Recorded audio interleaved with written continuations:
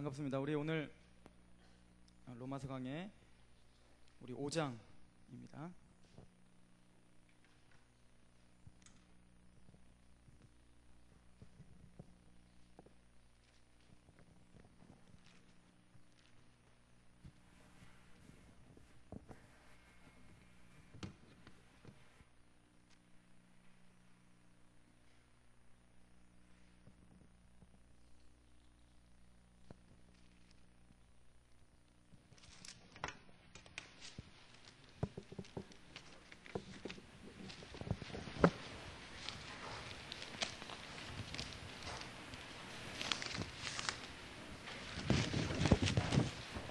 페이퍼 다 받으셨나요?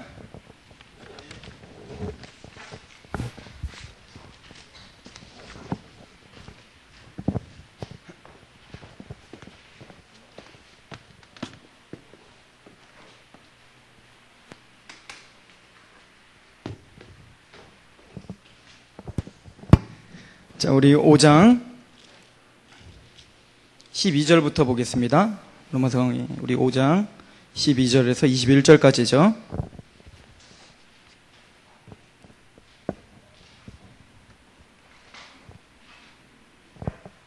자, 우리 말씀부터 봉독하겠습니다. 우리 5장 12절에서 21절까지 제가 읽겠습니다. 이러므로 한 사람으로 말미암아 죄가 세상에 들어오고 죄로 말미암아 사망이 왔나니 이와 같이 모든 사람이 죄를 지었으므로 사망이 모든 사람에게 이르렀느니라. 죄가 율법 있기 전에도 세상에 있었으나 율법이 없을 때에는 죄를 죄로 여기지 아니하느니라.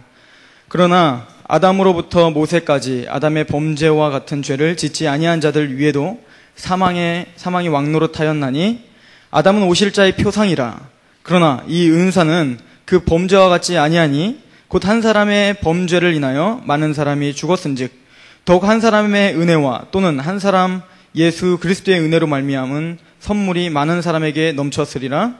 또 이 선물은 범죄한 한 사람으로 말미암은 것과 같지 아니하니 심판은 한 사람을 인하여 정죄에 이르렀으나 은사는 많은 범죄를 인하여 의롭다 하심을 이름이니라. 한 사람의 범죄를 인하여 사망이 그 한 사람으로 말미암아 왕노릇하였은즉 더욱 은혜와 의의 선물을 넘치게 받은 자들이 한 분 예수 그리스도로 말미암아 생명 안에서 왕노릇하리로다. 그런즉 한 범죄로 많은 사람이 정죄에 이른 것 같이 의의 한 행동으로 말미암아 많은 사람이 의롭다함을 받아 생명에 이르렀느니라. 한 사람의 순종치 아니함으로 많은 사람이 죄인 된 것 같이 한 사람의 순종하심으로 많은 사람이 의인 되느니라. 율법이 가입한 것은 범죄를 더하게 하려 함이라. 그러나 죄가 더한 곳에 은혜가 더욱 넘쳤나니 이는 죄가 사망 안에서 왕노릇한 것 같이 은혜도 또한 의로 말미암아 왕노릇하여 우리 주 예수 그리스도로 말미암아 영생에 이르게 하려 함이니라. 아멘. 자, 기도하겠습니다. 하나님 아버지, 너무나 감사합니다. 우리에게 말씀을 주셔서 하나님의 그 진리를 아버지는 우리에게 알게 하신 하나님, 일찌감치 사도들을 통해서 하나님이 주셨던 그 복음을 알게 하신 하나님, 오늘 이 시간 성령님을 통해서 우리가 이 말씀을 볼 때에 우리 마음 가운데 마땅히 이 말씀이 나의 말씀으로 인쳐지는 역사가 일어날 수 있도록 인도하여 주시옵소서. 아버지, 마땅히 우리가 어떻게 구원을 받고 어떤 존재가 되었는지를 바로 아는 시간 되게 하여 주시고 예수 그리스도의 그 엄청난 사역이 우리에게 어떤 영향력을 끼치며 우리의 삶을 어떻게 변화시키는지를 알아가는 귀한 시간 될 수 있도록 인도하여 주시옵소서. 아버지는 이 귀한 시간을 쪼개서 하나님께 드립니다. 아버지 하나님, 헛되이 보내지 않도록 우리의 귀와 우리의 마음을 열어 주시옵소서. 예수 그리스도의 이름으로 감사하며 기도합니다. 아멘. 자, 우리 로마서를 보고 있습니다. 특별히 오늘 말씀은 오늘 말씀을 굉장히 잘 이해를 하고 있으셔야 우리 기독교에 대해서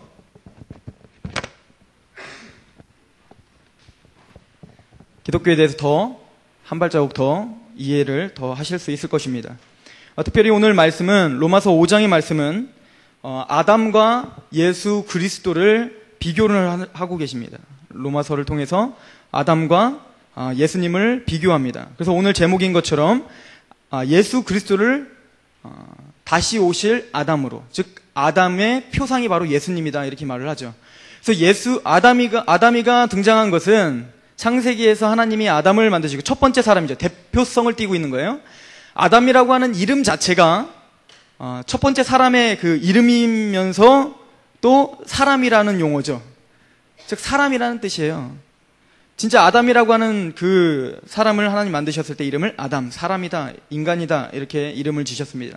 그 이름처럼 정말 대표성을 띠고 있습니다. 그런 것처럼 이제 다시 오신 예수 그리스도는 그 아담의 표상이다라고 오늘 말씀을 하고 있죠.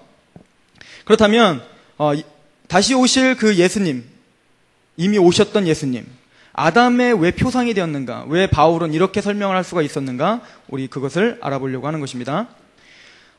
오늘 말씀을 봤더니 19절에 봤더니 이렇게 써 있습니다. 같이 한번 읽어봅시다. 5장 19절 시작. 한 사람의 순종치 아니함으로 많은 사람이 죄인 된 것 같이 한 사람의 순종하심으로 많은 사람이 의인 되었다. 이렇게 말을 합니다. 우리가 아는 대로 아담이가 선악과를 따먹은 것, 그죠? 아담이가 선악과를 따먹은 것, 여기서 말하는 순종치 않음이죠. 즉 원죄를 진 겁니다. 우리가 잘 아는 거죠. 좋은 주일학교를 나왔으니까 우리는 원죄가 뭔지 알아요. 즉 아담이가 선악과를 따먹은 것이 원죄이다라고 하는 것입니다. 자, 오늘 성경을 통해서, 로마서를 통해서 우리가 좀 알아봐야 되는 건 뭐냐면 원죄가 뭔지를 여러분들이 확실하게 정립을 하셔야 되고, 그리고 그 원죄가 우리의 삶 가운데 어떠한 영향력을 끼치고 살았는지, 그리고 우리가 그것들을 얼마만큼이나 모르고 살았는지 그것을 좀 깨닫는 시간이 되셔야 됩니다. 그리고 우리가 얼마나 철저하게 부패되어 있어서 하나님 앞에 구원받았다는 것이 내가 지금까지 알고 있었던 것보다도 훨씬 더 큰 선물이며, 내가 찬양을 할 때 요만큼 손들어야 될 걸 이렇게 손들고 찬양해야 되는 이유가 여기에 있다는 것을 우리가 알게 될 것입니다. 즉 하나님께서 우리를 구원시켜 주셨다는 그 용어 자체는 단순히 내가 기독교인이 됐습니다 라고 하는 용어로 설명할 수 있는 그러한 사실이 아닙니다. 그걸 하기 위해서는 우리가 우리의 출발점이 어딘지를 바로 깨닫는 것이 먼저겠죠. 그래서 그러기 위해서는 아담을 통해서 원죄가 들어왔을 때 그 원죄의 죄성이 무엇인가, 그리고 그 원죄를 갖고 있었을 때 우리가 또 어떤 삶을 살았었던가, 또 우리가 예수님을 믿고 있으나 그럼에도 불구하고 똑같은 죄를 짓고 있는 우리의 모습, 그리고 아담의 표상으로 오신 예수님이 이런 철저하게 부패하고 철저하게 하나님 앞에 바로 설 수 없는 우리를 어떻게 구원시켜 주셨던 것인가, 왜 바울은 아담과 예수님을 비교할 수밖에 없었던 것인가, 그리고 또 죄 때문에 내가 이런 삶을 살았었다면 그러면은 한 사람의 순종하심으로 우리가 의인됐다라고 오늘 말씀으로 볼 것인데, 그럼 한 사람의 순종하심으로 우리가 의인되었을 때에, 믿음이 생겼을 때 기독교인이 됐다는 말은 단순히 내가 믿음이 생기고 감정적으로 뜨겁다는 얘기인가? 아니면 성경은 그 의인됐다라고 하는 것, 또 여기 봤더니 뭐라고 합니까? 왕노릇한다라고 하는데 뭔가 권세 아래 들어갔다는 것인데, 예수 그리스도의 권세 아래 들어갔을 땐 그럼 나는 어떤 삶의 변화가 나타나야 되며 어디를 바라보고 우리가 달려가야 되는 것인가? 오늘 로마서는 그것들을 폭넓게 우리에게 알려주고 있는 귀한 말씀입니다. 그래서 오늘 말씀을 잘 들으셔야 되고, 그리고 여러분들이 잘 정리하시길 바랍니다. 자, 우리가 원죄에 대해서 먼저 볼 것인데, 오늘 특별히 로마서 5장은 다른 설명이 필요 없이 원죄에 대해서 굉장히 심플하게 말하고 있습니다. 어린아이가 태어나면서부터 어린아이는 어떻게 태어나는 거예요? 죄 가운데 태어난다라고 하는 것이 우리의 고백입니다. 그래서 어린아이가 예수님을 영접하지 못하고 낙태를 하거나 그렇게 해서 죽는다면 우리는 예수 그리스도를 영접하지 못했구나라고 생각하고 안타까우셔야 됩니다. 그래서 기독교인이 낙태하지 말아야 되는 이유는 여러 가지가 있겠지만, 첫 번째는 하나님의 선택을 우리가 거부하는 겁니다. 하나님이 그 아이를 통해서 계획해놨던 모든 것들이 있을 것인데, 내가 나의 자의로 내가 뭡니까? 하나님의 뜻을 어기는 것입니다. 그죠? 그리고 두 번째로 뭡니까? 그 어린아이가 마땅히 커서 천국을 가야 될 아이가 낙태함으로 말미암아 그 기회조차를 내가 뭡니까? 박탈시키는 것입니다. 그래서 우리 기독교는 철저히 낙태를 반대하죠. 그러나 이 모든 말씀들을 들었을 때 우리는 원죄에 대해서 사실은 거부감이 있을 수도 있어요. 우리가 태어날 때부터 죄인이냐? 그 부분을 우리가 생각을 하셔야 되고, 우리 로마서 3장으로 한번 가봅시다.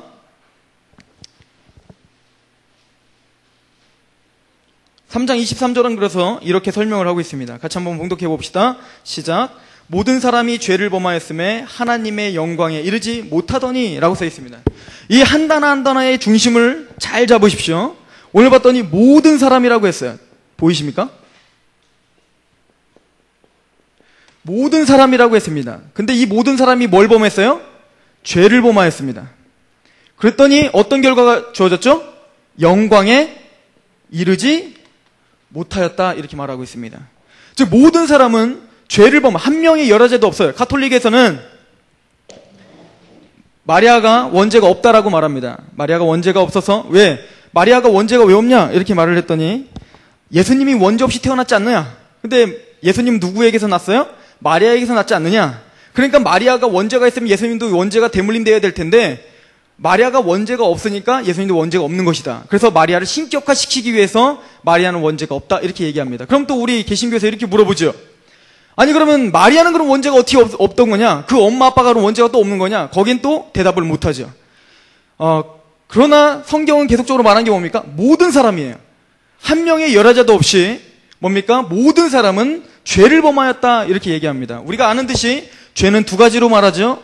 자범죄가 있습니다. 그죠? 오늘도 100번 넘게 지은 그 죄가 자범죄죠. 또한 무슨 죄가 있습니까? 원죄가 있습니다. 그래서 이 원죄에 대해서 시편 50편은 다윗이 이렇게 고백합니다. 한번 봅시다. 시편 51편.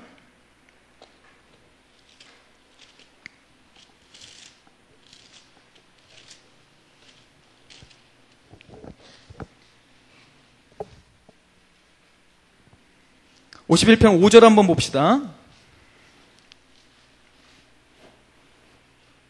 같이 봉독합니다. 시작. 내가 죄악 중에 출생하였으며 모친이 죄중에 나를 잉태하였나이다. 어허라. 다윗이 말하기를 뭐라고 합니까? 내가 태어났는데. 지금 밧세바 사건을 통해서 죄를 짓고 난 다음에 뒤를 돌아봤더니 나단에게 책망을 받고 죄를 졌죠. 아니 죄를 짓고 나단에게 책망을 받았죠. 그런 다음에 자기가 죄인인 걸 깨달았어요. 그런 다음에 자기를 돌아봤더니 자기의 그 부패성이 너무나 심하다는 걸 알게 된 것입니다.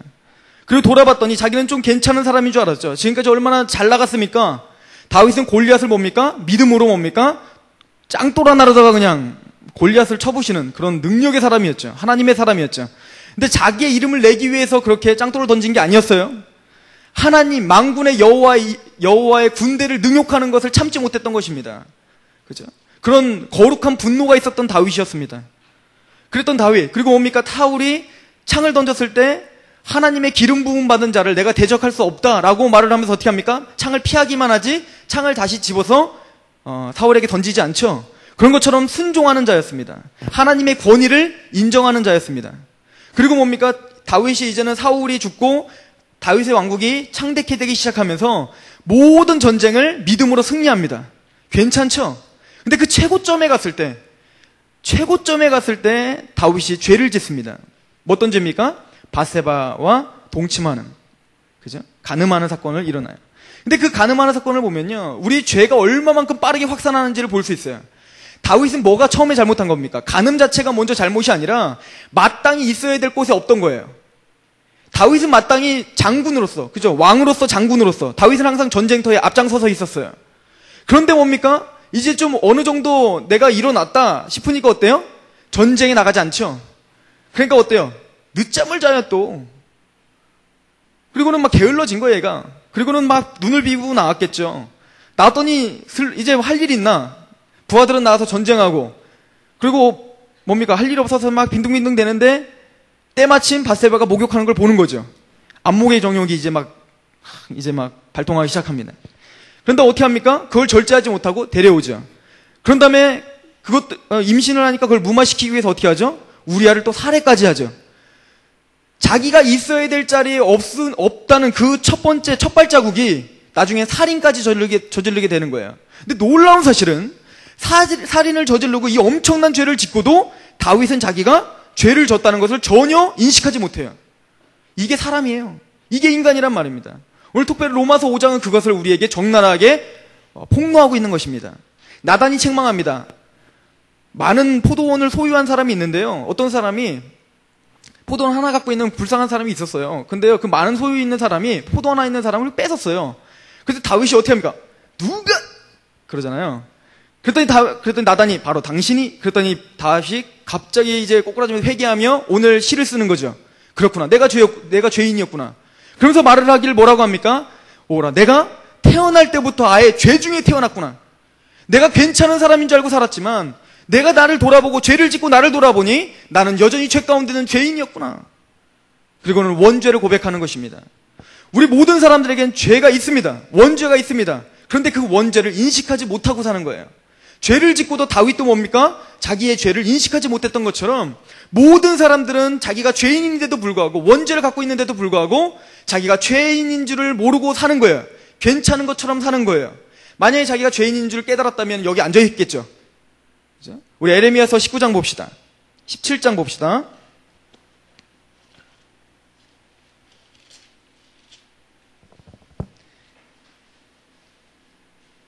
에레미야서 17장 9절 말씀을 보십시다.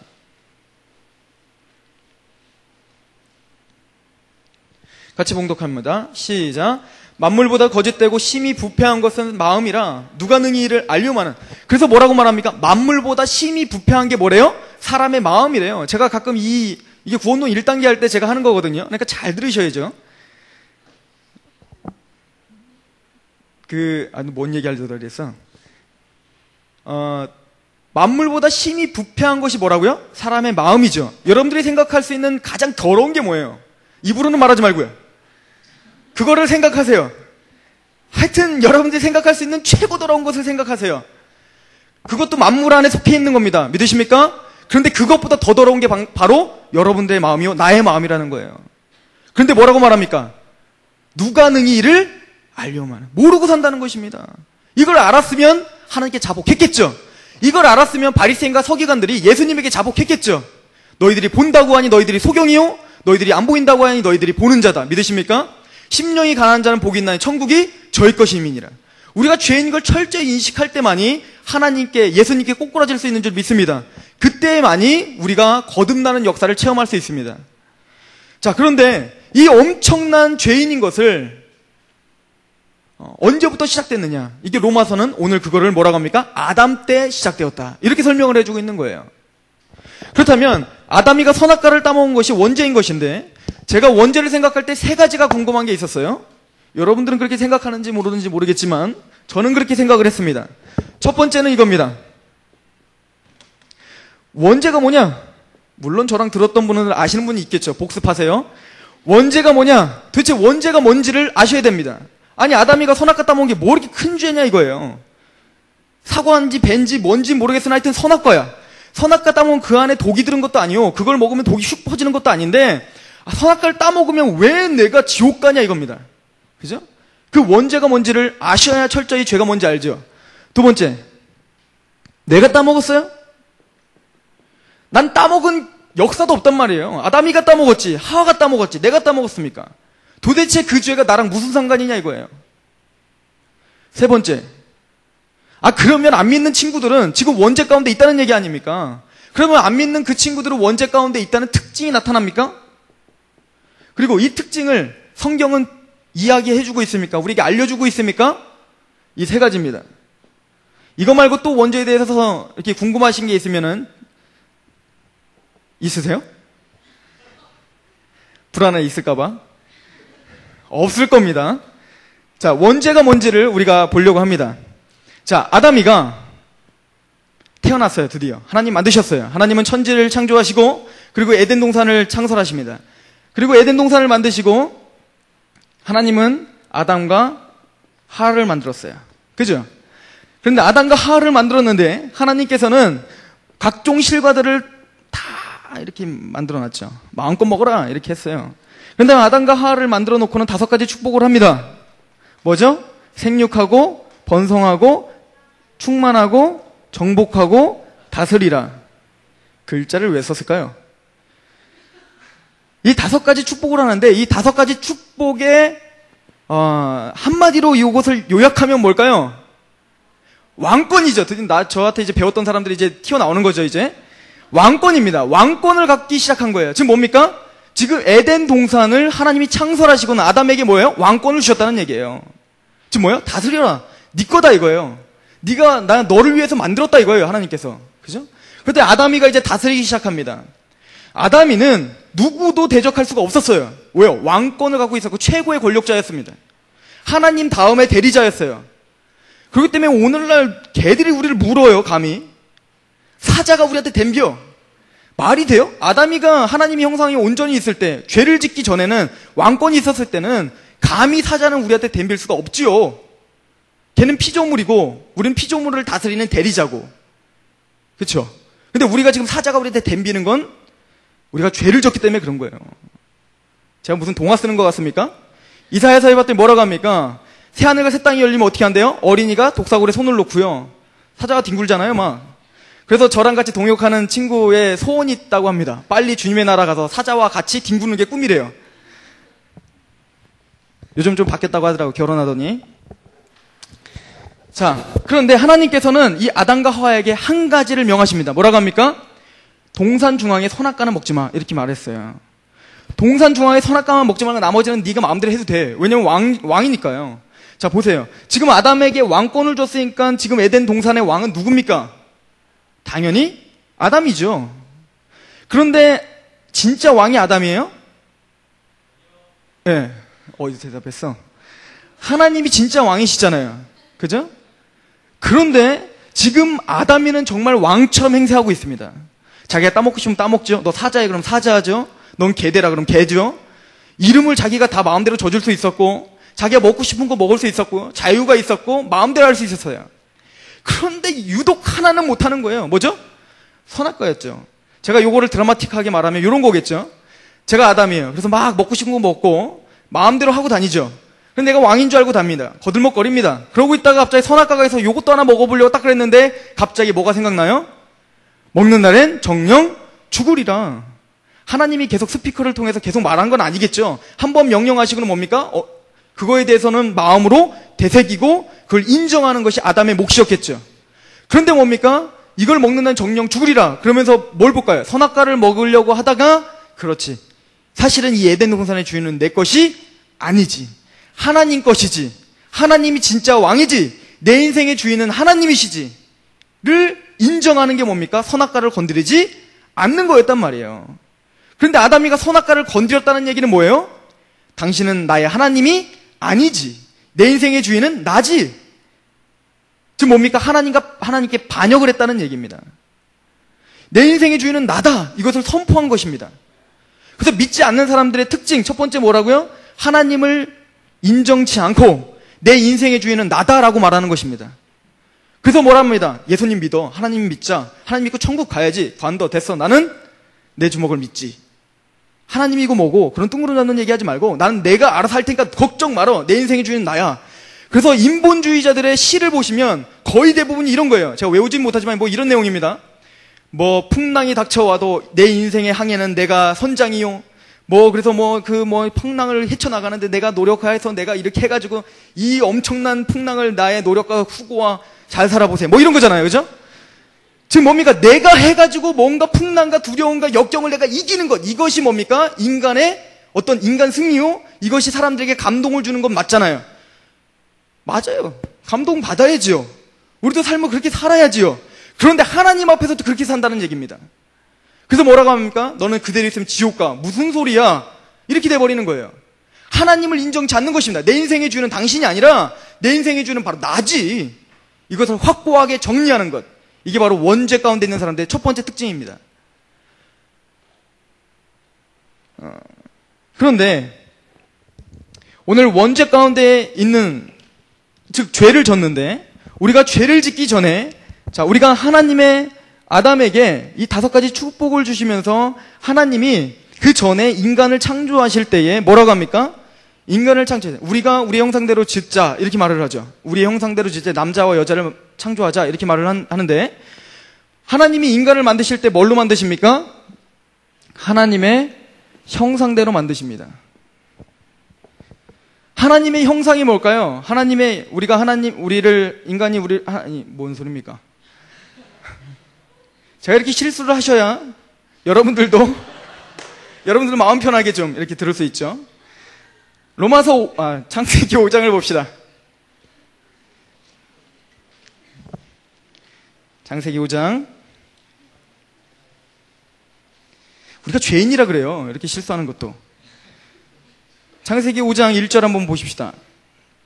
같이 한번 읽어봅니다. 시작. 아담 자손의 계보가 이러하니라. 하나님이 사람을 창조하실 때에 하나님의 형상대로 지었다. 하나님의 형상대로 지었다. 하나님이 눈, 코, 입 달리고 팔다리 있고 우리처럼 생긴 게 하나님의 형상일까요? 그렇진 않겠죠. 하나님이 육체를 보면서 하나님의 형상이라고 말하진 않습니다. 왜냐하면 하나님은 영이시니 예배하는 자가 신령과 진정으로 드릴지니라. 하나님은 뭐예요? 영이십니다. 그렇기 때문에 우리의 육체 자체가 하나님이 이렇게 생겼다 이렇게 말할 수 있는 건 아니에요. 성경은 계속적으로 우리에게 하나님의 형상을 말할 때는 내적 형상을 말합니다. 뭐 여러 가지를 말할 수 있어요. 뭐 우리가 하나님은 창조자죠. 그렇기 때문에 우리에게는 뭐가 있어요? 창조는 못해. 무에서 유를 창조는 못하나 창의력은 있죠. 그죠? 뭔가 도구를 사용하여 우리가 뭔가를 만들 수는 있어요. 그러나 우리는 하나님이 아니시기 때문에 뭡니까? 우리는 유에서 유만 만들 수 있을 뿐입니다. 그죠? 자, 그런 게 하나님의 형상 중에 하나겠죠. 다스릴 수 있는 권세, 뭐 이런 것들이 있는데, 그 중에 가장 대표적인 건 두 가지입니다. 내적 현상 중에 아주 본질적이고 가장 중요한 현상이 두 가지가 있는데, 하나는 영적 존재라는 것입니다. 그리고 하나는 인격적인 존재라는 것입니다. 영적 존재라는 게 뭘까요? 우리가 로마서를 이해할 때 이 영적 존재라는 걸 굉장히 잘 이해하셔야 됩니다. 로마서 1장으로 갑시다.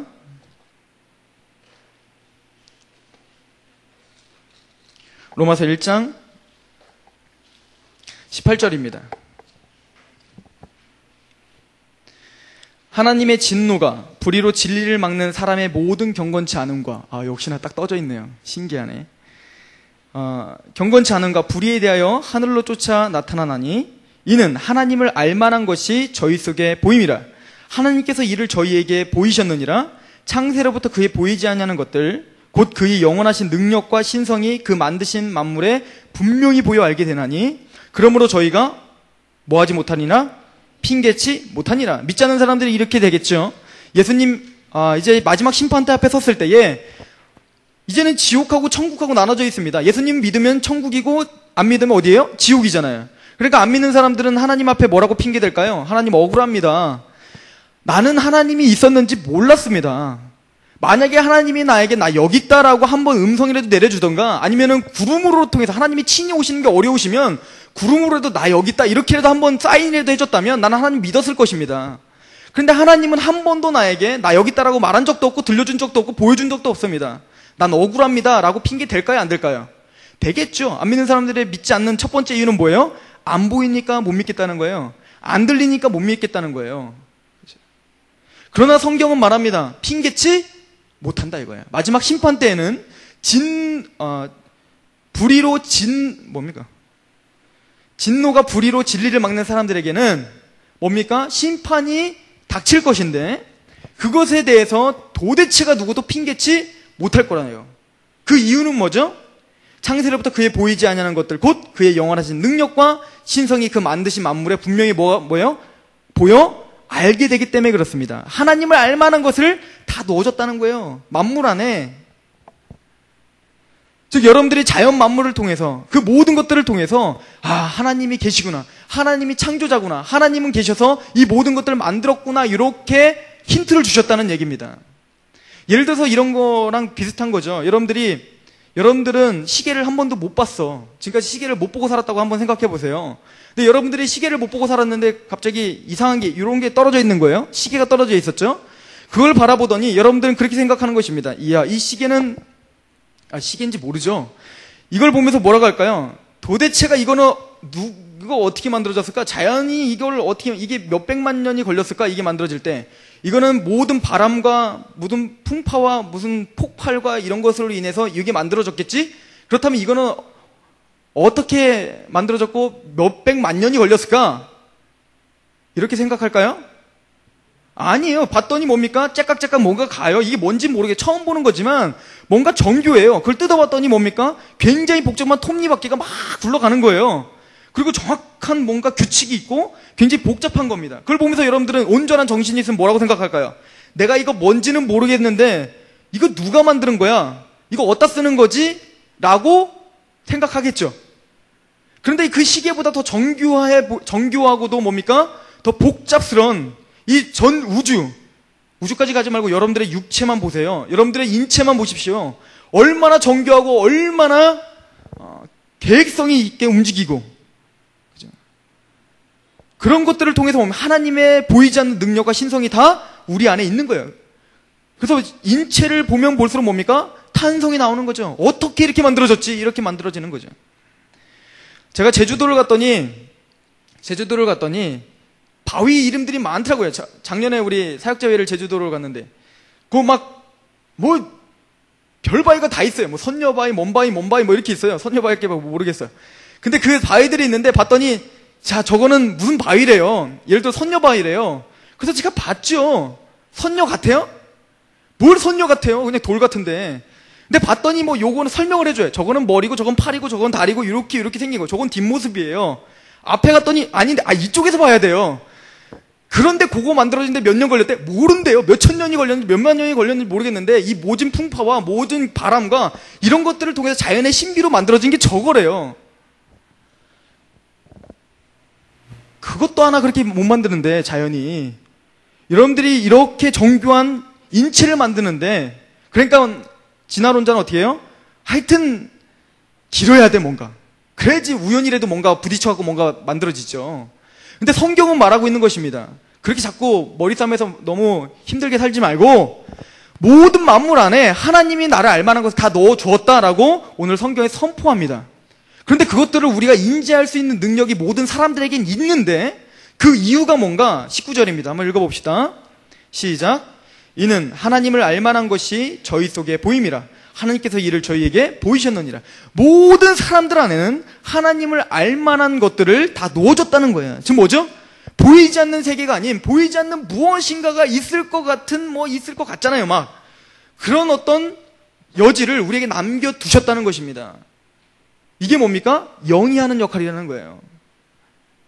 우리가 인간적으로 인격적으로 생각할 때 뭡니까? 보이지 않는 무엇인가를 갈급해하는 마음. 이걸 사회학적으로는 종교성 이렇게 말을 하죠. 그래서 누가 시키지 않아도 모든 사람이 몇 명만 모이면 반드시 만드는 게 있는데 뭡니까? 종교예요. 기독교처럼 고등 종교든 아니면 이렇게 샤머니즘처럼 이렇게 하등 종교든 상관없이 하여튼 만드는 건 뭡니까? 종교입니다. 왜 그렇죠? 모든 사람들 안에는 하나님을 알만한 영을 넣어준 겁니다. 사람과 인간의 가장 큰 다른 점은 뭐냐면 동물은 영이 없고 사람은 영이 있는 것입니다. 이게 하나님의 질서예요. 근데 요즘에 TV를 봤더니 동물보다 사람은 못 먹는데 동물은 더 잘 먹어. 이상해졌죠. 하나님의 질서가 뭔가 엉그러지기 시작해요. 자, 이 모든 사회적인 개념들을 여러분들이 정말 성경적인 가치관으로 이제 바라볼 때가 되었습니다. 영은 뭐냐면 하나님과 인간 사이를 연결시켜주는 매개체예요. 그래서 우리가 예배를 드린다. 하나님께 예배를 드리고 하나님께 경배를 드릴 때는 영으로 하는 겁니다. 그래서 뭐라고 합니까? 예배하는 자는 신령과 진정 할 때 신령은 뭡니까? 말 그대로 스피릿이에요. 영이에요. 영으로 드리는 것이다. 이렇게 말을 하는 것입니다. 즉 영으로만 하나님께 경배를 드릴 수 있지 보여지는 형식과 보여지는 어떤 세팅된 어떤 그 형식이 하나님께 예배는 아니라는 거예요. 우리가 예배에 형식적으로 참여하고 있지만 영으로 하나님께 화답하지 못한다면 우리는 그 예배는 진짜 드리는 예배가 아니다라고 말하는 거죠. 즉 하나님과 인간 사이를 연결시켜주는 유일한 고리가 뭐라고요? 영입니다. 근데 아담이가 선악과를 따먹으로 말미암아 어떻게 됐어요? 정령 죽으리라 라고 명해졌잖아요. 근데 아담이가 죽었어요? 살았어요? 안 죽었잖아요. 900살이 넘도록 장수한단 말입니다. 즉 거기서 말하는 죽음은 육적인 죽음이 아니에요. 육적인 죽음을 말하는 게 아니라 영적 죽음을 말하는 것입니다. 예전에 진효선 목사님도 그런 설교를 하신 것 같은데 성경의 죽음의 의미는 분리의 의미가 있습니다. 죽는다고 해서 없어지고 사라지는 의미가 아니잖아요. 우린 죽으면 없어지고 사라지나요? 그렇지 않잖아요. 영은 살아서 천국 아니면 지옥에 있잖아요.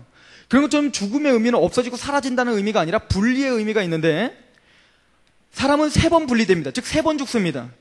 첫 번째는 이미 분리돼서 태어나요. 즉 죽어서 태어나요. 그건 영적인 죽음입니다. 아담으로 말미암아 첫 번째 영적인 죽음을 갖고 태어나는 거예요. 자, 영적인 죽음에서 뭡니까? 영적인 죽음은 하나님과 인간 사이가 영이 뭡니까? 끊어졌다는 얘기예요. 단절됐다는 얘기입니다. 그래서 하나님과 인간 사이에 뭡니까? 영이 끊어졌으니까 어떻게 돼요? 하나님께 예배를 드릴 수가 없게 되는 거예요. 이사야서 43장에 보면 나의 찬송을 부르게 하기 위하여 창조한 자를 나에게 데려오라 이렇게 말하죠. 나의 영광을 위하여 지은 자를 내게 오게 하라. 찬송과 영광을 위해서 우리를 어떻게 했대요? 만드셨대요. 찬송과 영광을 한마디로 말하면 뭡니까? 예배입니다. 즉 인간을 뭘로 만드시는 거예요? 예배자로 만들었거든요. 그래서 영적인 존재로 우리를 만드신 거예요. 그런데 영이 잘라져 버렸으니, 영이 하나님과 단절돼 버렸으니 우리는 예배를 드릴 수 없는 하나님의 목적을 상실한 자들이 되었던 것입니다. 그렇죠? 이 상태로 태어나게 되었어요. 그러다 보니까 영으로 하나님을 인지할 수가 있는데 영이 단절되니까 하나님을 알 수가 없게 된 거예요. 자, 두 번째 형상이 뭐라고 합니까? 인격이죠. 인격에 제가 성경 공부할 때 이거 굉장히 많이 하거든요.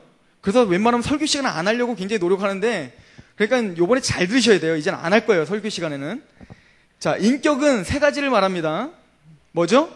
지, 정, 의예요. 인격의 3대 요소죠. 그래서 하나님은 삼위일체라고 해서 성령님도 뭐예요? 인격을 가졌다라고 말합니다.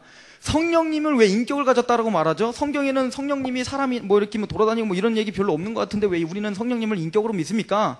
이렇게 질문을 하신다면, 성경에는 성령님이 지정의를 갖고 계신다는 여러 가지 증거들이 나타나기 때문에 성령님을 우리는 인격자로 모실 수밖에 없는 거예요.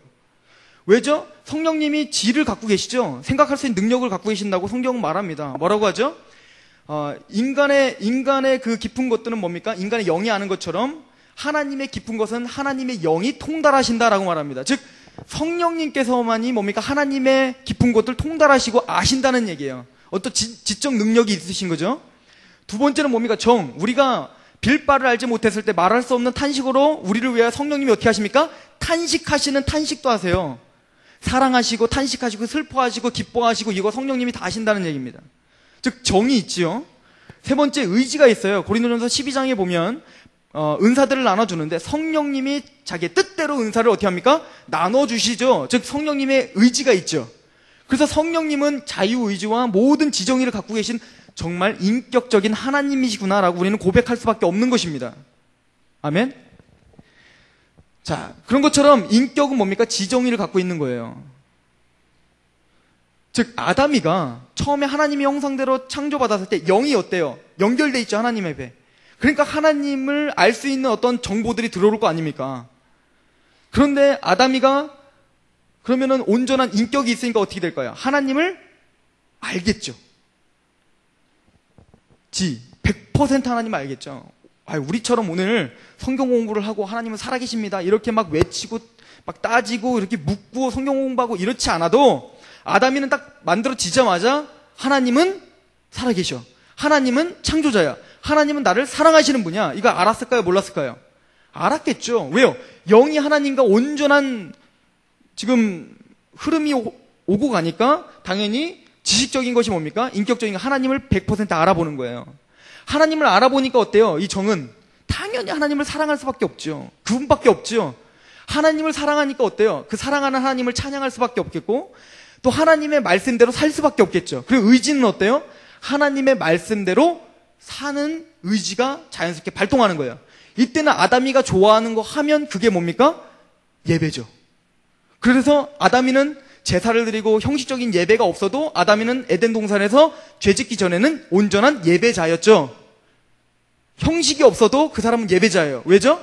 삶 자체가 예배였기 때문에 그래요. 그래서 여러분들이 구원을 받고 회복하면 이런 형식적인 예배가 중요합니다. 그리고 더 나아가서는 여러분들의 삶이 예배가 되어야 된다고 하는 개념이 성립되는 거예요. 왜요? 하나님을 온전히 알고 하나님을 사랑하고 그리고 뭡니까? 하나님의 말씀대로 살고 싶은 의지가 발동하는 거. 그것 자체가 예배예요. 예전에 요번 주에 이제 홍민기 목사님이라는 분이 이제 부흥회를 인도하시러 저희 학교에 오셨는데 홍민기 목사님이 예전에 이제 목사님 가정에서 태어났는데 찢어지게 가난했대요. 하여튼 찢어지게 가난했대요. 어떻게 설명할 수가 없네. 홍민기 목사님이 저희들이랑 나이 차이가 얼마 안 납니다. 저희보다 한 7살이나 그 정도 차이가 나요. 근데 그분이 학생 시절 때는 그렇게 엄청나게 어려운 시절은 아니잖아요. 그런데도 계란을 못 먹었대요. 집에서 계란을 못 먹었대요. 근데 이제 목사님 가정이니까 이제 길을 가다가 어려운 분들이 어떻게 할까요? 이제 막 그 시골에 더 어려운 교회들이 있을 거잖아요. 그래도 도시에 있었으니까 그것도 어려웠지만 더 어려운 교회 그 사모님들이 가끔 이제 서울에 올라와서 이렇게 뭘 팔러 다녔대요. 도저히 생활이 안 되니까. 그러면서 이제 뭘 사 먹으면 파른 거 고스란히 다 사 먹는데 써야 되니까 이제 타산이 안 맞잖아요. 그러니까 그 집에 와서 이제 밥을 먹고 가는 거예요. 여기도 가난한데. 그런데 오면은 꼭 계란이 있으면, 계란이 딱 2개 있으면 그 홍민기 목사님이랑 그 딸 2명이 있는데 자기들이 먹어야 될 거잖아요. 근데 하나 해주는 거는 괜찮다 이거예요. 하나로 나눠 먹으면 되니까. 그런데 꼭 2개를 다 깨가지고 계란을 다 후라이를 해준다는 거예요. 그러니까 홍민기 목사님은 그걸 보면서 어때요? 막 마음이 안 좋죠? 내가 먹어야 되는데. 그러니까 막 그거를 막 나타냈대요. 이거는 내가 먹어야 될 계란인데, 그러면서 막 앞에서 막 인상을 찌푸리고 막 그랬다는데, 그것도 모르고 먹더라 이거예요. 그래서 화가 나가지고 엄마한테 이제 따지기 시작했죠. 왜 아들은 그런 거 안 주고, 왜 남들 도와주는 것도 이해가 가는데 좀 정도껏 했으면 좋겠다라고 이제 따지기 시작한 거죠. 그랬더니 엄마가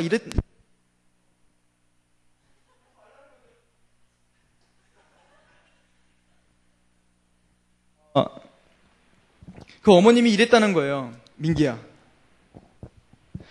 너가 먹어도 되는 그 계란을 남에게 주는 것, 우리보다 더 어려운 사람에게 주는 것, 그게 예배란다. 이게 인정이 되십니까? 싫으세요? 그래서 우리가 로마서는 나중에 이제 예배대까지 쭉 나갈 때 거기까지를 우리를 초청합니다. 우리가 말하는 예배의 개념과 굉장히 달라요, 성경은. 여러분들은 예배는 굉장히 더 깊이 있는 의미가 있어요. 그렇죠? 그런 깊이 있는 하나님의 말씀을 그대로 듣고 또 실행하는 저와 여러분이 됐으면 좋겠습니다. 특별히 아담이는 하나님을 알았겠죠. 하나님을 아니까 당연히 하나님을 사랑합니다.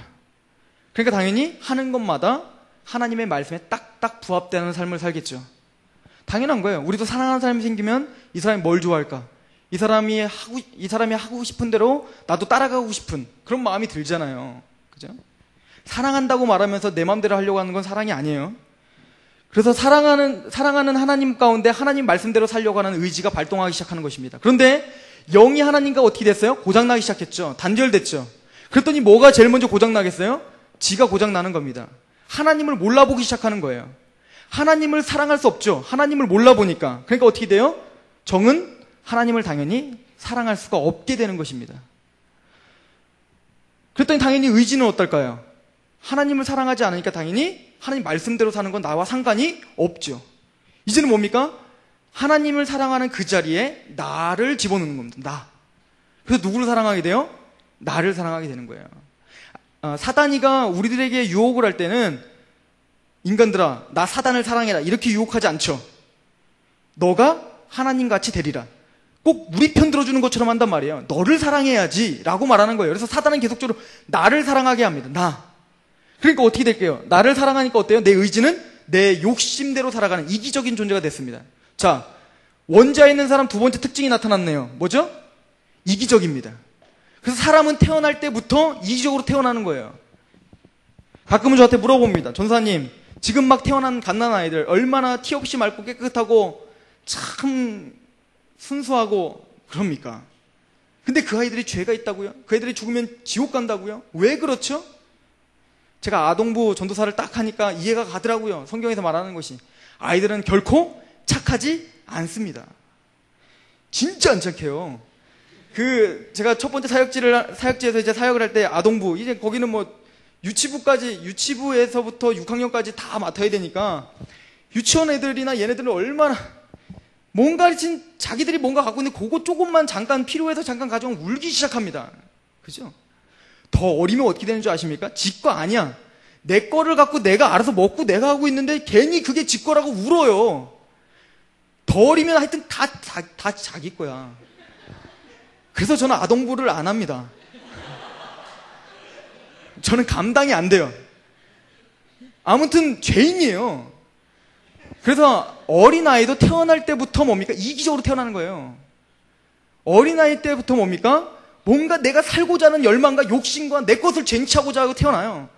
그래서 젖먹던 힘까지. 이게 무슨 얘기예요? 하여튼 아이는 자기가 살고자 해서 뭡니까? 온 힘을 다해서 젖을 빤대요. 제가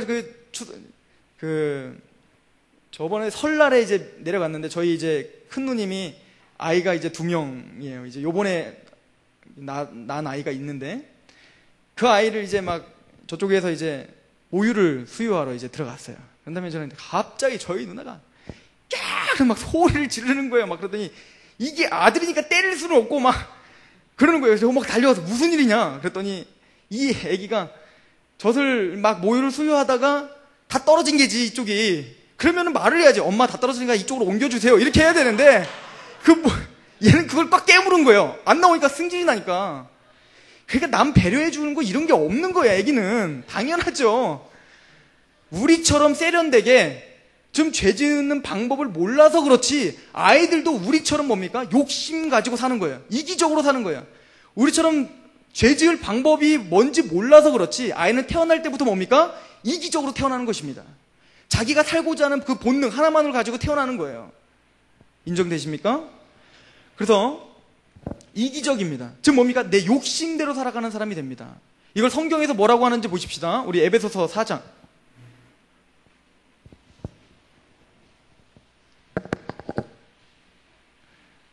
언제 시간을 이렇게 돌려놨어요? 큰일 났네.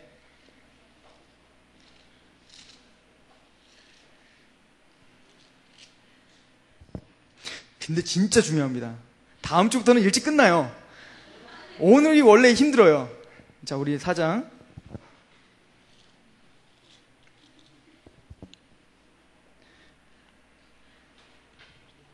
에베소서 4장 우리 18절 말씀 봅니다. 같이 한번 읽어봅시다. 시작. 저희 총명이 어두워지고 저희 가운데 있는 무지함과 저희 마음의 굳어짐으로 말미암아 하나님의 생명에서 떠나있도다. 아멘. 원죄와 있는 사람들을 지금 묘사하고 있습니다. 그러면서 첫 번째 특징이 뭡니까? 저희 총명이 어두워지고 저희 가운데 있는 무지해졌다. 즉 우리 인격 자체 첫 번째 하나님을 아는 것이 망가지기 시작한 거예요.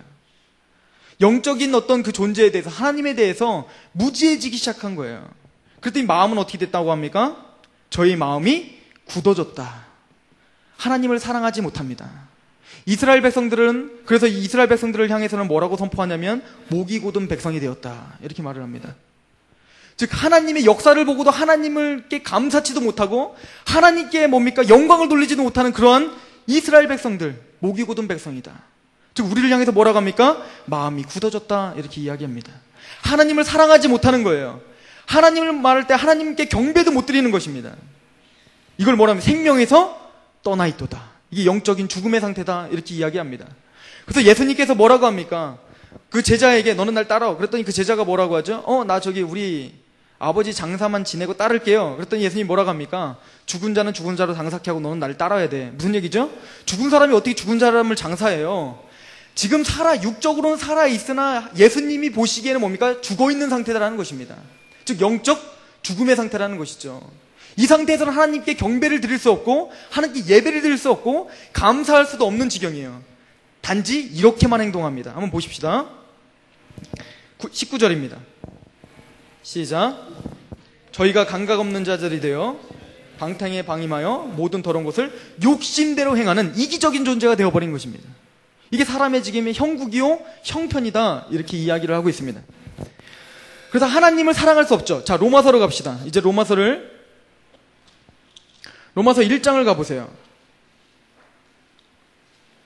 그래서 이것을 죄에 대해서 1장에서 전 인류의 죄에 대해서 설명을 하면서 이렇게 설명하죠. 1장 28절입니다. 시작. 또한 저희가 마음에 하나님 두기를 싫어하며 하나님께서 저희를 그 상실한 마음대로 내어버려 두사 합당치 않은 한 일을 하게 하셨다. 첫 번째 특징이 뭐예요? 저희가 마음에 하나님을 두기를 어떻게 한다? 싫어하게 되었다. 믿지 않는 사람들의 마음에는 첫 번째는 원죄 가운데 있는 사람들은 당연히 하나님을 모르니까 하나님을 마음에 두기를 싫어하는 거예요. 하나님이 그 마음속에 없는 것입니다. 하나님의 마음이 없으니까 어떤 일들이 벌어진지 한번 보세요. 자, 1장 29절부터 보시면 하나님을 마음에 두기 싫어하죠. 원죄 가운데 있다는 얘기입니다. 그 원죄 가운데 있는 그 사람들의 행동들을 보십시오. 29절 한번 읽어봅시다. 시작. 곧 모든 불의, 추악, 탐욕, 악의가 가득한 자요. 자, 보세요. 원죄 가운데 있는 사람들의 첫 번째 특징은 원죄로 말미암아 하나님을 알아보지 못하고 하나님을 마음에 두기를 싫어합니다. 그랬더니 이 죄는 죄성이죠. 원죄가 단순히 죄로만 우리에게, 원죄의 이름으로만 나는 타락했고 나는 지옥 갈 수밖에 없겠네라고 하는 이름으로만 우리에게 있는 것이 아니라, 그 죄는, 즉 사단의 권세는, 그 권세는 우리의 인격을 이제는 어떻게 합니까? 인격을 가지고 뒤흔들기 시작하는 거예요. 즉 권세를 사용하기 시작해요. 우리 안에 그 죄가 단순히 죄로만 있는 것이 아니라 우리 안에 뭐예요? 우리 인격과 결합이 돼서 우리 인격 자체를 이제는 자기가 원하는 곳으로 끌고 가기 시작합니다. 그게 첫 번째 특징입니다. 보세요. 그래서 불의, 추악, 탐욕, 악이죠. 불의, 추악, 탐욕, 악의. 지금 뭐예요? 이 마음에 하나님을 두기 싫어하는 것으로 끝나는 것이 아니라 이 원죄가 우리 안에 권세를 활용하여 우리 마음 가운데 불의하고 추악하고 탐욕이 생기고 악의로 만들기 시작하는 거예요. 뭔가 욕심을 내게 하고 이기적이게 만들고 내가 뭔가 내 것을 충족하지 못하면 화나게 만드는 거예요. 우리 안에 뭔가 분노를 만들기 시작하는 것입니다. 이해가십니까? 더러운 것들을 만들어내기 시작하죠. 그런데 이건 또 인격으로 끝나는 것이 아니라 이게 점차적으로 뭡니까? 밖으로 돌출되기 시작합니다. 한번 보세요. 29절. 모든 불의, 추악, 탐욕, 악의가 가득한 자예요. 그 다음 뭡니까? 시기, 살인, 분쟁, 사기, 악독이 가득한 자다. 즉 무슨 얘기죠? 시기하기 시작하고 분쟁하기 시작합니다. 즉 이것은 내면 안에, 죄가 내면 안에 나 혼자 끝나는 게 아니라 나를 막 요동치게 만드는 걸 끝나는 게 아니라 이게 뭡니까? 밖으로 돌출돼서 상대방을 향해서 이제 어떻게 합니까? 시기하게 만들고 분노하게 만들고 더 나아가서 뭐하게 만들어요? 살인을 하게 만드는 거예요.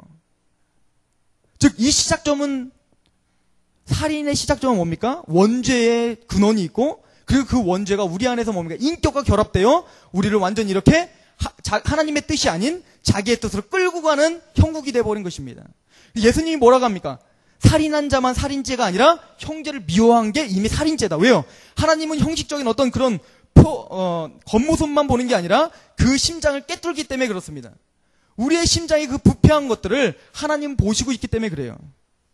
그런 다음에 그 다음 뭐죠? 수근수근하는 자요. 그 다음 뭐라고요? 수근수근이에요. 수근수근은 뭡니까? 즉 이제는 상대방을 향해서 내가 불의를 하고 시기하고 뭡니까? 분쟁을 일으키는 걸 끝나는 게 아니라 뭡니까? 이제는 나의 동조자를 찾기 시작하는 겁니다. 같이 죄 지을 사람을 찾기 시작하는 거예요. 지금 뭐예요? 문화를 형성하려고 노력하는 것입니다. 그래야 좀 내가 안정감을 갖죠. 여러분들 고등학생들이 왜 무서워요? 한 사람 한 사람 보면은 요즘엔 좀 무섭긴 해요. 다 커서. 그러나 적어도 한 사람 한 사람은 어때요? 애들인 거예요. 그러나 고등학생이 무서운 건 뭐예요? 몰려다니기 때문에 얘네들이 무서운 거야. 마찬가지로 우리 혼자 있을 때는 죄 안 짓는 것도 같이 연합하면 담대하게 짓게 되죠. 그런 것처럼 그런 마음이 사람들에게 있는 거예요. 그래서 동조자를 찾고 뭡니까? 상대방을 향해서 내 편을 만드는 거예요. 수근수근하죠. 그 다음이 뭡니까? 30절. 비방하는 자요, 하나님을 미워하는 자요, 능욕하는 자요, 교만한 자요, 자랑하는 자요, 악을 도모하는 자다. 더 나아가서 이제 담대하게 하나님을 배역하고 배반하고 교만해지기 시작하는 것입니다. 그런 다음에 뭐라고 합니까? 부모를 어떻게 한다? 부모를 거역한다. 여러분들 부모 공경을 왜 하죠? 여러분들에게 뭔가 잘하고 뭔가 부모가 여러분들한테 잘했고 하여튼 돈도 잘 벌어다 주고 용돈도 잘 주고 뭔가 부모답게 했기 때문에 존경하는 게 아니에요. 성경은 그렇게 해서 부모에게 공경하라고 말하지 않죠. 우리가 부모를 공경하는 이유는 하나입니다. 하나님이 우리에게 부모라는 위치로 정해줬기 때문에 공경하는 거예요. 믿으십니까? 이게 사실은 나중에 권위에 대한 순종, 바울이 나중에 권위에 대한 순종을 말할 때 이 개념을 계속적으로 사용하고 있습니다. 즉 부모는 하나님의 질서입니다. 우리가 부모에게 공경하는 것은 내 인간적으로 내가 부모를 통해서 내가 유익을 당했기 때문이 아니라 하나님의 질서이기 때문에 하나님께 말씀에 순종하는 거예요. 믿으십니까? 그런데 뭐예요? 부모를 거역하는 건 하나님의 기본 질서를 파괴하기 시작하는 것입니다. 그리고는 더 나아가서 이렇게 말합니다. 이게 결론이에요. 32절 보세요. 시작. 저희가 이 같은 일을 행하는 자는 사형에 해당한다고 하나님의 정하심을 알고도 자기들만 행할 뿐 아니라 또한 그 일을 행하는 자를 어떻게 한다? 옳다 한다. 이제는 뭡니까? 문화를 형성하고 이제 죄 짓는 것을 옳다 하는 거예요. 하나님이 뭡니까? 이건 죄다. 죽을 수밖에 없을 것이다. 죄의 삭은 사망이다. 아무리 떠들어도 사람들은 다수결로 하자는 겁니다. 하나님이 A라고 하고 우리는 10사람은 B라고 하면 누가 맞다는 거예요? B가 맞다는 거예요. 10사람이니까. 하나님과도 다수결 원칙으로 하자는 거예요. 즉 이게 뭡니까? 문화를 형성하는 것입니다. 예를 들어서 이런 거죠. 예전에는, 자, 동성연애는 하나님이 원하는 겁니까? 안 하는 겁니까? 거기도 사실은 더 이렇게 얘기해야 될 부분이 많지만 결론적인 얘기만 하는 거예요. 동성연애는 로마서에 뭐라고 합니까? 악한 거라고 말합니다. 순리대로 쓸 것을 뭡니까? 영리대로 썼다라고 분명히 죄라고 설명하고 있어요. 그렇다면 우리는 우선 정확한 것은 우선 죄라는 것은 인식하셔야 돼요. 믿으십니까? 그래서 우리가 사실은 어렸을 때만 해도, 지금도 어리죠, 우리 뭐. 어렸을 때만 해도, 동성연애는 아주 죄죠. 그죠? 그런데 요즘에는 달라졌죠. 하리수 씨가 나오고, 그리고 커밍아웃 하고, 그러면서 이제 모든 문화 코드는 동성연애를 옹호하게 되어 있습니다. 모든 매스컴은 동성연애를 무조건 하여튼 반대하는 사람은 뭔가 인격적으로 결함이 있는 자로 지금 몰고 갑니다. 그래서 모든 트렌드는 이제는 뭡니까? 동성연애를 당연히 인정해줘야 된다. 이렇게 이야기하고 있습니다. 자, 그러나 하나님은 뭐라고 해요? 죄라고 분명히 써 있으니까 어떻게 지울 수가 없잖아.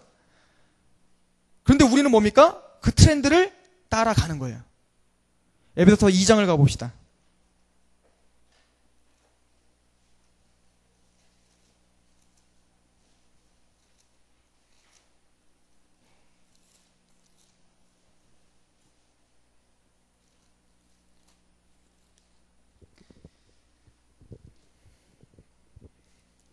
(2장 1절) 너희의 허물과 죄로 죽었던 너희를 살리셨도다. 그죠? 우리는 허물과 죄로 죽었는데 우리를 살리셨죠? 그러나 그때는 언제냐면 허물과 죄로 죽었던 그때입니다. 저 원죄 가운데 있을 때에는 너희가 그 가운데서 행하여 이 세상 풍속을 쫓았다. 뭐죠 이게? 좋은 말로 하면 뭡니까? 문화죠, 문화. 어떤 세상의 풍속, 세상의 흐름, 그 흐름과 가치관, 세상의 가치관 가운데 우리는 살고 있었다는 얘기입니다. 그러나 그걸 문화라고 말하지만 성경은 뭐라고 하냐면 풍속을 쫓고 공중 권세 잡은 자를 따랐다. 사단은 문화를 가지고 뭡니까? 우리를 유혹하기 시작합니다. 그때는 뭡니까? 아무 힘이 없이, 아무런 가치관의 판단력이 없이 우리는 그냥 그렇게 살아가는 거예요. 왜요? 그게 우리에게 유익하기 때문에 그렇습니다. 그게 사람들과 트러블이 안 일어나기 때문에 그렇습니다. 이해가십니까? 그런 다음에 말을 합니다. 어디 갔습니까? 한번 그 다음 절 한번 읽어보세요. 시작.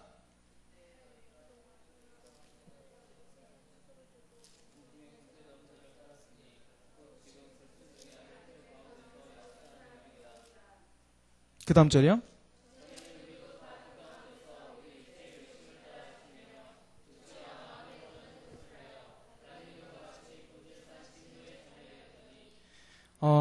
그 특징이 뭐라고요? 육체의 욕심을 따라 사는 것입니다. 그 연합된 거예요. 자, 이 원리를 로마서에서 지금 사도 바울이 갖고 있는 원리를 그대로 가인에게 한번 대입해 보겠습니다. 가인에게 한번 가봅시다. 창세기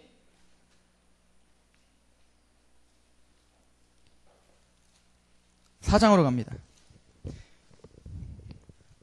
자, 5장부터 가봅시다. 5장 1절에 봤더니 아담의 자손의 계보가 이러하니라. 하나님이 사람을 창조하실 때 하나님의 형상대로 창조했죠. 분명히 하나님이 형상대로 창조했어요. 온전하게 창조했어요. 그런데 아담이를 하나님이 형상대로 창조했다면 당연히 아담이가 자식을 낳으면 어떤 형상으로 자식을 낳아야 돼요? 하나님의 형상으로 낳아야죠. 온전하게 낳아야죠. 그런데 죄를 짓고 난 다음에 아담은 더 이상 하나님의 형상대로 자식을 낳지 못하게 됩니다. 5장 3절 한번 읽어봅시다. 시작. 아담이 130세에 자기 모양 곧 자기의 형상과 같은 아들을 낳아 이름을 셋이라 했다. 즉 누구의 형상대로 낳아요? 죄된 자기의 형상으로 자식을 낳기, 대물림 되기 시작하는 거예요. 자, 그런데 이 대물림 됐으니까 가인도 어떻게 됐을까요? 그 죄를 고스란히 갖고 하나님을 인정치 않고 내 인생의 주인 나다 이렇게 태어났겠죠. 이기적으로 태어났겠죠. 그랬던 가인 보세요. 하나님의 마음을 두기를 싫어합니다. 그랬더니 어떻게 됩니까? 그 마음을 이제 요동치기 시작합니다. 그랬다면 지금 가인과 아벨 이야기가 나오고 아벨은 뭡니까? 제사를 드렸더니 하나님 받아주셨고 가인은 제사를 받아주지 않았다예요. 그런데 만약 온전한 하나님의 형상이었고 온전한 정신이 돌아갔다면 가인은 어떻게 생각해야 돼요? 내가 뭔가 잘못했구나. 하나님이 뭔가 내가 잘못해 드렸으니 내가 하나님께 고쳐야지라고 생각을 했었어야 돼요. 그런데 이미 뭡니까? 하나님 마음을 두기 싫어하고 하나님 말씀을 두기 싫어하니까 어떻게 되는 거예요? 내 욕심대로 행하니까 어떻게 돼요? 원망이 나오기 시작하는 겁니다. 즉 그 죄성은 단순히 그대로 있는 게 아니라 우리를 뭡니까? 요동치는 거예요. 가인을 요동쳤죠. 그런 다음에 어떻게 됩니까? 더 나아가서 시기하기 시작합니다. 즉 어떻게 됩니까?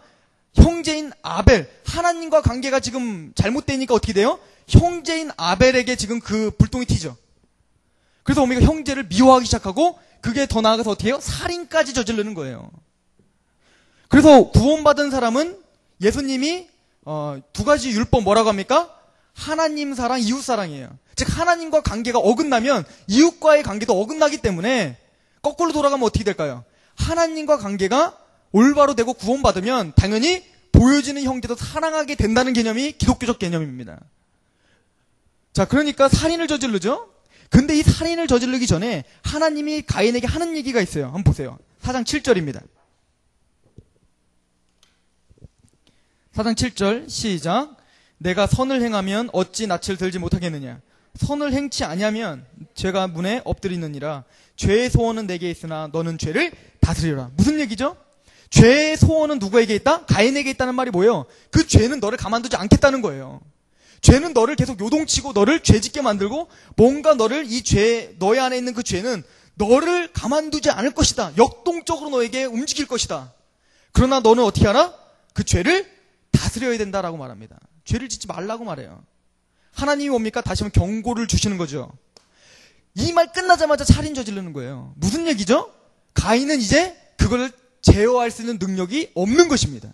철저히 무능력해진 거예요. 죄 가운데 여전히 뭡니까? 그 죄의 권세 아래 끌려 사는 사람이 된 것입니다. 이게 우리입니다. 저는 일주일 동안도 얼마나 그것 가운데 허덕였는지 모르겠습니다. 여러분들도 마찬가지죠. 만약에 제가 24시간을 누가 갑자기 저한테 전화를 하는 거예요. 구정선 전도사 1억만 내놔. 안 그러면 24시간 동안 내가 너가 하여튼 하는 걸 다 따라다녀서 내가 다 찍었어. 그걸 폭로할 거야. 그러면 저는 1억 줘요. 1억도 없지만. 그만큼 우리는 엄청난 죄를 짓고 살아요. 왜죠? 우리가 모르는 사이에 그 죄의 소원은 우리에게 있기 때문에 그런 거예요. 우리를 계속적으로 죄를 짓게끔 어떻게 하든 우리를 얽어매기 때문에 그렇습니다. 가인은 그걸 뭡니까? 제어하지 못했어요. 살인을 저지릅니다. 마찬가지로 사람은, 모든 인간은 뭡니까? 그 죄를 감당할 수가 없는 겁니다. 그러면서 말합니다. 살인을 저지른 다음에 하나님이 뭐라고 하시죠? 네 아우 어딨냐? 라고 물어봐요. 그랬더니 가인이 뭐라고 합니까? 내가 아우를 지키는 자입니까? 라고 물어보죠. 이렇게 대답하죠. 예. 가인은 아우를 지키는 자였습니다. 하나님의 원리는 가인은 아벨을 지키는 자예요. 서로 보호하고 서로 지키고 사랑해주는 역할로 불렀던 거예요. 즉 뭡니까? 하나님의 기본 질서를 파괴한 것입니다. 마땅히 내 형제를 사랑해야 되는 거고 그 형제를 보호해주는 것이 나의 마땅한 도리인 것인데 하나님이 정해준, 그래서 형제를 붙여주신 것인데 어떻게 한 겁니까? 그 하나님의 기본 질서를 파괴한 것입니다. 그리고 형제를 죽인 것입니다. 이해 가십니까? 우리의 모습이 그랬다는 얘기입니다. 로마서 1장은 지금 그 얘기를 하는 거예요. 그리고 로마서 5장은 뭡니까? 이런 모든 죄의 권세와 이렇게 죄 가운데 허덕이는 우리의 그 결과는 아담이가 선악과를 따먹음으로 우리가 이 지경이 되었다라고 설명해 주는 것입니다. 그런데 놀라운 사실은 오늘 로마서 5장은 뭐라고 말합니까? 한번 보십시다.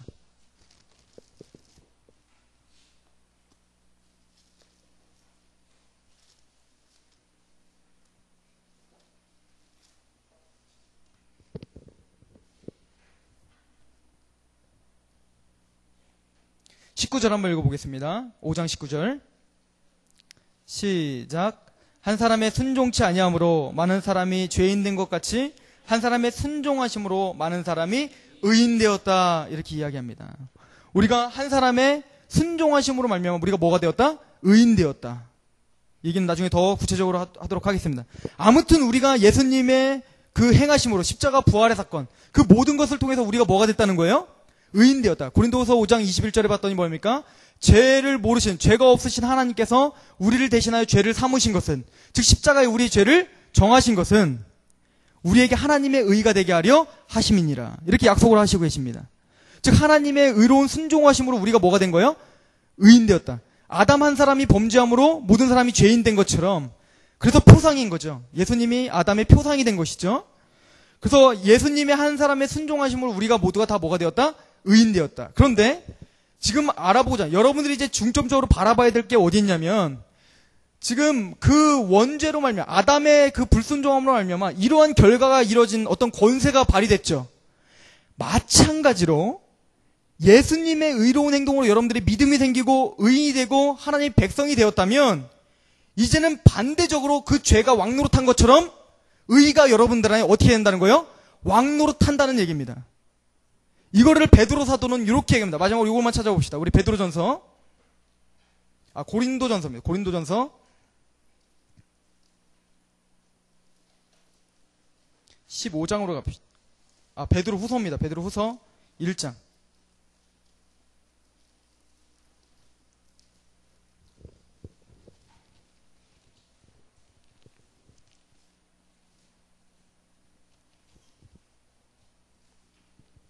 베드로 후서 1장 4절에서 9절입니다. 이로써 그 보배롭고 지극히 큰 약속을 우리에게 주사 이 약속으로 말미암아 너희로 정욕을 인하여 세상에 썩어질 것을 피하여 신의 성품에 참여한 자가 되었다. 즉 복음, 그 약속, 큰 약속, 복음으로 말미암아 우리가 어떻게 했다는 거예요? 이게 세상의 흐름이에요. 즉 세상의 풍속을 아무런 잣대 없이 쫓아가던 우리들을 어떻게 했다는 것입니까? 세상에서 썩어질 것을 피하여서 여기서 뭡니까? 건져내셔서 어디로? 신의 성품에 참여한 자가 되었다. 이렇게 말합니다. 우리는 뭡니까? 이제는 이것 가운데 얽매여서 사는 사람이 아니라 이제는 신의 성품에 참여한 자가 되었다. 왜 이런 일이 벌어졌는가? 5절부터 봅니다. 이러므로 너희가 더욱 힘써 너희의 믿음. 첫 번째는 뭡니까? 믿음으로 시작하는 것입니다. 우리 안에 그래서 믿음이 생겼죠. 예수님의 피로 말미암아 우리 안에 믿음이 생겼어요. 그런데 죄가 죄로만 있는 것이 아니라 인격과 결부가 되어서 죄의 권능을 발휘하기 시작하는 것처럼 믿음도 여러분들 안에 단순히 믿음이라는 이름으로 남는 것이 아니라 여러분들의 인격과 결부가 되기 시작한다는 얘기입니다. 그래서 그 믿음은 여러분들 안에 뭘 만듭니까? 덕을 만들기 시작한다는 거예요. 그래서 5절에 봤던 이러므로 너희가 믿음으로 힘써 너희의 믿음의 덕을 믿으십니까? 즉 그 믿음은 단순히 종교적인 색채로 끝나는 것이 아니라 여러분들 안에 진짜 덕스러운 마음을 만드는 거예요. 즉 성령의 9가지 열매를 만드는 것이죠. 절제, 사랑, 온유 이런 것들을 만들기 시작하는 거예요. 덕에 뭡니까? 지식을. 즉 하나님의 그 마음을 알기 시작하니까 어떻게 됩니까? 분별력이 생기는 것입니다. 이건 하나님이 싫어하는 것, 이건 하나님 좋아하는 것, 이런 분별력이 생기기 시작하죠. 덕의 지식을. 지식이 뭐예요? 절제. 분별력이 생기니까 어때요? 내가 나의 정욕을 제어하고 절제하고 하나님의 말씀대로 살고 싶은 절제가 생기는 것입니다. 이해가십니까? 점점 어떻게 돼요? 믿음이 밖으로 돌출되죠. 그리고 말합니다. 절제의 인내를. 즉 뭡니까? 이거는 단기적인 싸움이 아니라 절제는 뭡니까? 이제는 인내하게 되는 겁니다. 그리고 뭡니까? 인내에 뭡니까? 경건을. 이게 뭐래요? 경건이라는 것입니다. 성경이 말하는 경건은, 성경이 말하는 영성은 단순히 어떤 신비한 어떤 그 체험을 하고 신비한 언어를 이야기하고 그런 것을 우리는 경건이라 말하지 않습니다. 물론 큐티를 잘하고 기도 생활을 잘하고 찬양을 영감 있게 잘 부르고 이런 것들은 여러분들을 경건으로 이끌어가는 방법입니다. 이해가십니까? 그런데 그것을 위한 것은 아니라는 거예요. 그것 자체, 내가 이걸 하니까 그것 자체가 경건은 아니라는 얘기예요. 그 믿음이 뭡니까? 밖으로 우리의 삶과 연결지어서 실질적으로 나타나는 것, 이거를 뭐라고 합니까? 경건이라고 말을 하고 있는 겁니다. 그리고 경건을 뭡니까? 형제의 우애를 사랑. 결론적으로 이 경건은 형제를 사랑하는 데까지 나간다는 얘기입니다. 물론 이제는 서신서를 더 보면서 그 사랑은 구체적으로 실천하는 것이 사랑이다. 여기까지 이제 끌고 가는 거죠. 그러나 우리가 전반적인 이런 개념들을 알고 있으셔야 성경이 우리에게 말하는 경건, 예배, 삶, 예배적인 삶, 하나님 원하는 삶, 이런 것들이 뭔지를 파악할 수 있다는 얘기입니다. 자, 오늘 길은 말씀을 통해서 우리가 알아야 될 건 뭐냐면 죄라고 하는 부분들을 우리가 철저하게 알아야 된다라고 하는 것입니다. 죄는 단순히 우리 안에 죄의 이름으로 남는 것이 아니라 우리와 결부가 되어서 우리를 어찌하든 하나님과 실질적인 행동 가운데 하나님의 뜻과 멀어지게 하는 것. 이게 뭡니까? 사단의 권세요. 그래서 로마서 5장에는 뭡니까? 사망이 왕노릇하게 되었다라고 표현하고 있는 거예요. 그런데 골로새서에 봤더니 흑암의 권세에 있던 우리를 하나님의 아들의 나라로 어떻게 하셨다? 옮기셨다라고 했습니다. 즉 이제는 신의 성품에 참여한 자가 되었고 이제는 새로운 패러다임으로 우리가 살아가는 존재가 되었다라고 말하는 것입니다. 그리고 실질적으로 여러분들이 어떻게 살아야 될 것인가? 이 세상의 구습에 쫓는 그 옛사람을 벗어버리고 하나님의 말씀대로 살아가는 것. 이것은 뭡니까? 내가 이렇게 살아야지 하는 결심에서 나오는 것이 아니라 마땅히 하나님을 사랑한 것으로부터 나온다는 사실을, 그래서 저번 주에 뭡니까? 삶을 이끌어가는 원동력이 뭐라고 했죠? 십자가라고 말했던 것입니다. 그 십자가의 사랑을 제대로 알아야 하나님의 사랑이 우리 안에 뭡니까? 부음받아요. 뭡니까? 우리는 뭡니까? 이런 삶을, 하나님의 뜻대로 살아가는 삶을 살 수 있기 때문에 우리 오늘 본문 그 앞절에 그 삶에 대해서 이야기하면서 뭡니까? 성령님이 우리 안에 하나님의 사랑을 부음받았다라고 하는 개념이 성립된다는 얘기입니다. 우리가 앞으로 로마서를 또 읽어가면서 우리가 더 많은 하나님의 그 진리들을 알고 그리고 우리의 삶 가운데 그것들을 적용하는 그런 귀한 역사들이 일어났으면 좋겠습니다. 잠깐 기도하시겠습니다.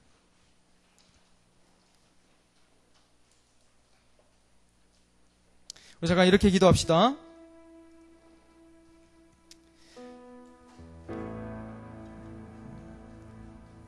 다윗이 엄청난 죄를 짓고도 자기가 죄를 지은 것을 인지하지 못했던 것,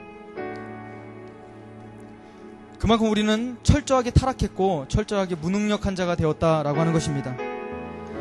하나님 앞에 이렇게 고백합시다. 하나님, 그렇습니다. 우리는 하나님의 형상이 깨어졌었던 자들이었습니다. 그리고 아직도 그런 잔재가 남아있습니다. 그래서 여전히 그 죄성은, 그 죄는 우리에게 계속적으로 하나님과 멀어지도록 우리를 계속적으로 유동치고 있는 줄 우리는 알고 있습니다. 하나님 아버지, 우리 마음 가운데 예수 그리스도의 의가 우리에게 왕노릇할 수 있도록 인도하여 주시옵소서로 기도했으면 좋겠습니다. 그래서 마땅히 하나님의 마음을 품고 우리가 그 죄를 이길 수 있도록, 가인처럼 힘없이 치지 않도록 예수님이 십자가를 붙들 수 있도록 도와주시옵소서라고 하나님께 고백하며 기도합시다. 기도하십니다.